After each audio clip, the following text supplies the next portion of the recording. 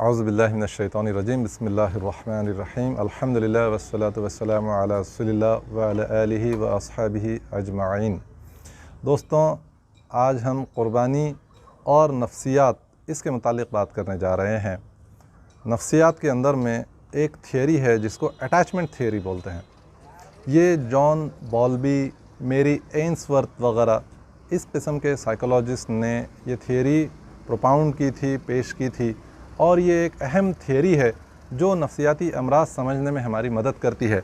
इस थियरी के अंदर में अहम नुक्ता ये है कि इंसान की नशोनुमा में जब से वो बच्चा होता है और जब उसकी परवरिश होती है, तो जो प्राइमरी अटैचमेंट फ़िगर्स होते हैं, अगर उनके साथ में जैसे वालदा है, वालिद है, भाई बहनें हैं, समाज के अंदर में दोस्त अहबाब वग़ैरह है, जब इन लोगों के साथ में उसका अटैचमेंट अच्छा होता है, ये लोग उसकी नशोनुमा में मदद करते हैं, भरोसा दिलाते हैं, उसकी ज़रूरियात को पूरा करते हैं, तब जाकर इंसान की नशोनुमा नफ्सियाती तौर पे बहुत अच्छी जो है बनकर उभरती है और एक अच्छा शख्स बनकर समाज के अंदर में उभरता है। लेकिन इस किस्म से प्राइमरी अटैचमेंट ना होने की बुनियाद पर कई मरतबा कि अगर अच्छा अटैचमेंट ना हो या भरोसेमंद अटैचमेंट ना हो, तो कई मरतबा नफ्सियाती अमराज के अंदर में इश्यूज़ पैदा होते हैं, जिसके वजह से जो है आगे जाके anxiety disorder, depressive disorders, schizophrenia, personality disorders वग़ैरह तक जो है उभर कर आते हैं। और हम ये ऐसे मरीज़ कई मरतबा देखते हैं कि जिनको बचपन के अंदर में आगे जाकर अटैचमेंट के अंदर में प्रॉब्लम हुआ और आगे जाकर उनके अंदर में नफ्सियाती अमराज पेश आए हैं। होता क्या है, ये दुनिया है, ये फ़ानी है, इसके अंदर में मौत और डिस्ट्रक्शन लिखा हुआ है। कई मरतबा हमारे कई अज़ीज़ व अक़ारिब हमसे बिछड़ जाते हैं, कई मरतबा लोग सिर्फ़ रिश्तों से जुदा हो जाते हैं, मौत हो जाती है, किसी की वालदा, किसी के वालिद, किसी के भाई बहनें, किसी की औलाद मर जाती है। और इस दुनिया के अंदर में तकालीफ़ जब नज़र आती है, तो उन लोगों को जिनको बचपन के अंदर में अटैचमेंट के इश्यूज़ होते हैं, आगे जाकर उनको जो है उसी किस्म से फिर से वापस उस चीज़ को कोप नहीं कर पाने की वजह से फिर से नफ्सियाती अमराज पैदा होते हैं और उनके अंदर में कई बीमारियां जो हैं पेश आती हैं। ये दुनिया का बहुत ज़्यादा अटैचमेंट भी दुनिया दुनिया दुनिया दुनिया के पीछे दौड़ धूप भागे जा रहे हैं, बस दुनिया के पीछे, इस किस्म से भी जो है ज़्यादा करने की वजह से भी हमने कई मरतबा देखा है कि लोगों के अंदर में जिसको जैसे एक बीमारी वहन करार दिया गया कि हुब्बुल दुनिया कराहियतुल मौत, कि इंसान के दिल के अंदर में, क़ल्ब के अंदर में दुनिया की मोहब्बत बहुत ज़्यादा समा जाती है और मौत से फिर वो डरने लगता है, उसको कराहियत होती रहती है और एंग्जाइटी और फोबिया इस किस्म के इलनेसेस उसके अंदर में उभर कर आते हैं।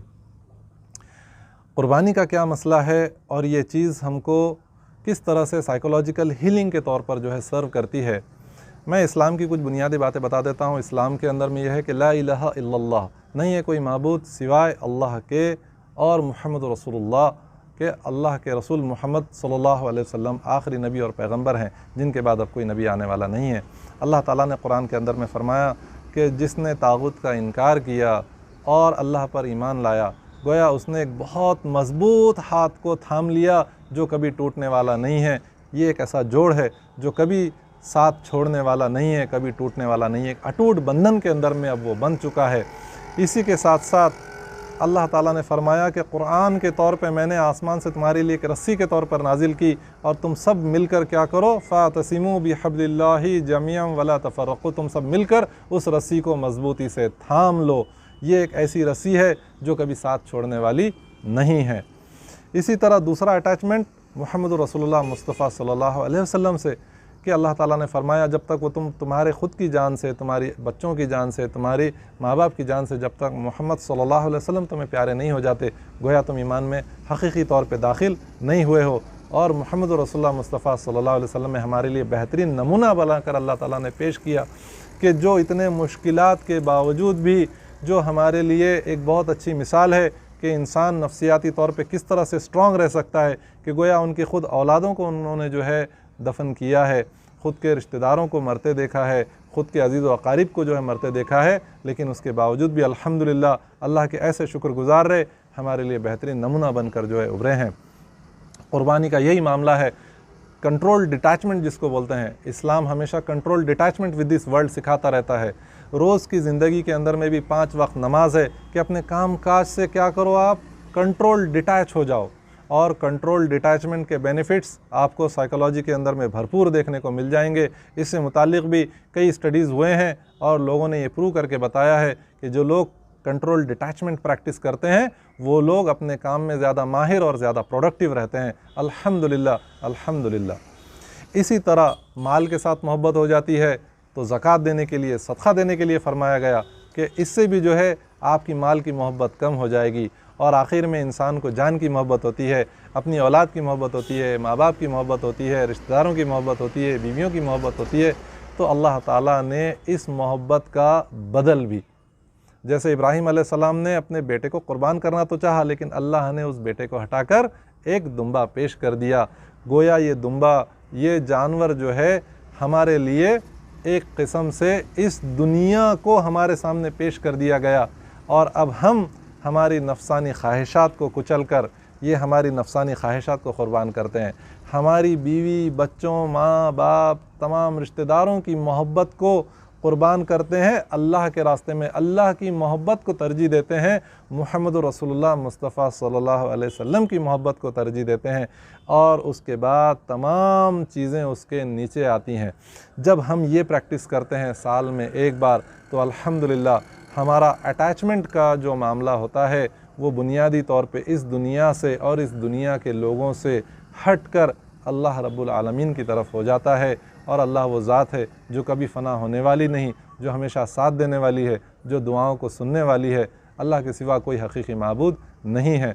इस तरह से अल्हम्दुलिल्लाह हमारे क़ल्ब में, हमारे रूह के अंदर में एक हीलिंग प्रोसेस स्टार्ट होता है, जिससे हमारी दुनिया की डिपेंडेंसी कम होती है, खौफ कम होता है, डिप्रेशन कम होता है, एंग्जाइटी कम होती है, ऑब्सेसिव डिसऑर्डर्स कम होते हैं, वो वसाविस कम होते हैं।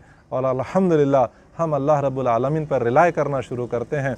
साल में एक मरतबा ये अहद हमें पूरा करना है कि अल्लाह हम तेरी रज़ा के लिए अपनी नफ्स को क़ुरबान कर रहे हैं, अपने बच्चों की, माँ बाप की और बाकी तमाम चीज़ों की, इस तमाम दुनिया की मोहब्बत को हम क़ुरबान कर रहे हैं तेरी मोहब्बत के ख़ातिर। ये अहद हम दोहराते हैं और इस अहद से अल्हम्दुलिल्लाह हमारे दिलों के अंदर में एक मरतबा हीलिंग प्रोसेस स्टार्ट होता है। और अल्लाह ताला ने तो फरमा दिया कि उस जानवर का ना खून अल्लाह तक पहुँचता है, ना गोश्त अल्लाह तक पहुँचता है। हमें हुक्म फरमा दिया कि अल्लाह तक जो पहुँचता है वो तुम्हारा तक़वा, वो अल्लाह से मोहब्बत, अल्लाह का खौफ तुम्हारा जो है अल्लाह तक पहुँचता है। इसके सिवा न अल्लाह को तुम्हारे खून की ज़रूरत है, न तुम्हारे गोश्त की ज़रूरत है। फिर इस गोश्त का, इस खून का करना क्या है? 1/3 या उससे कुछ कम हम हमारी ज़रूरतों के लिए रखते हैं, और बाकी वो तमाम का तमाम 2/3 या उससे भी कुछ ऊपर हम हमारे रिश्तेदारों के अंदर में और गरीबों और मिस्किनों के अंदर में तकसीम कर देते हैं। अल्हम्दुलिल्लाह इससे होता क्या है, मैं आपको इंडिया के स्टैटिस्टिक्स बताता हूँ कि वर्ल्ड हंगर इंडेक्स के अंदर में हम लोग बॉटम ऑफ द कंट्रीज़ के अंदर में हैं। माल न्यूट्रिशन के अंदर में फ़िगर्स तो इतने हाई हैं कि वर्ल्ड हेल्थ ऑर्गेनाइजेशन की रिपोर्ट के मुताबिक हर वर्ल्ड के अंदर में 1/3 जो माल नरिश बच्चे हैं वो इंडिया के अंदर में पाए जाते हैं। इस किस्म से भुखमरी और माल न्यूट्रिशन के केसेस के बढ़ने की वजह से न सिर्फ जिस्मानी बल्कि नफ्सियाती अमराज के अंदर में भी हमारे पास बहुत ज़्यादा इजाफ़ा हो रहा है। जबकि देखा जाए तो India is the 4th largest beef and meat exporter in the world. हम लोग एक्सपोर्ट कर देते हैं और हमारे ख़ुद बच्चे यहाँ पर खाते नहीं हैं। ये कैसा तज़ाद है हमारी ज़िंदगी के अंदर में, और इस तज़ाद की वजह से जिस्मानी भी और नफ्सियाती बीमारियाँ भी फैल रही हैं। आज के दिन, क़ुरबानी के दिन, हम लोग इस गोश्त को गरीबों के अंदर में तकसीम करते हैं, और ये एक जब यूनाइटेड तौर पे, जब मजमूई तौर पे होता है, अल्हम्दुलिल्लाह इस माल न्यूट्रिशन को, इस हंगर इंडेक्स को हम आज इस दिन से, इस क़ुरबानी के दिन से अल्हम्दुलिल्लाह दूर कर सकते हैं।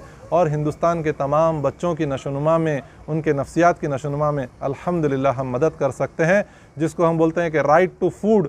ये दिन अगर कभी सेलिब्रेट होता है मजमूई तौर पे, तो ये क़ुरबानी का दिन है कि जिसके अंदर में हम अल्हम्दुलिल्लाह काफ़ी बड़े मिक़दार में गरीबों के अंदर में खाना और गोश्त जो है तकसीम करते हैं।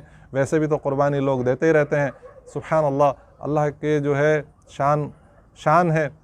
हम लोग देखते रहते हैं, दरगाह तुरतपीर यहाँ पे हमारे पास में हज़ारों बकरे जो है हर साल यहाँ पर क़ुरबान कर दिए जाते हैं। लोग अपनी जानों का सदका छोटे छोटे काम के वास्ते, नौकरी नहीं मिली तो हंगर स्ट्राइक पे चले जाते, ख़ुद की जान को पेश कर देते, कई लोग आत्मदहन कर लेते, कई लोग दफीने वगैरह तलाश करने के वास्ते छोटे छोटे मासूम बच्चों की, औरतों की बलि चढ़ा देते। दहेज के लिए लोग कई हमारी बहनों की जो है जान ले लेते। इस किस्म से इंसानी कुर्बानियाँ जो इलीगल है, कोई भी कानून इसकी इजाज़त नहीं देता, लेकिन लोग ऐसे मामलात करते रहते हैं और इनको नहीं करना चाहिए। इनसे कैसे बचें और इंसानी जान की कैसी हिफाजत करें। इंसानी जान का सदक़ा जानवर की जान है, उसको जो है अल्लाह के नाम पर क़ुरबान करो और गोश्त को जो है गरीबों के अंदर में, मसाकिन के अंदर में तकसीम करो, ख़ुद भी खाओ, दूसरों को भी खिलाओ। और अल्हम्दुलिल्लाह हिंदुस्तान के अंदर से भुखमरी, गरीबी, नफ्सियाती अमराज को दूर करो। यही पैगाम आज की ईद का है। मैं आप तमाम को जो है ईद उल अज़हा की बहुत बहुत मुबारकबाद पेश करता हूँ। आइए इस ईद को अल्हम्दुलिल्लाह पुरखुलूस मनाएं और अल्लाह से दुआ है कि अल्लाह हमारे मुल्क के अंदर में तमाम बीमारियों को, नफ्सियाती अमराज को कम कर दे, तमाम लोगों को सेहत अता कर दे, भुखमरी को ख़त्म कर दे और हमें तौफ़ीक़ अदा करे कि हम सब मिलजुल कर इस मुल्क के तरक्की की खातिर काम करें।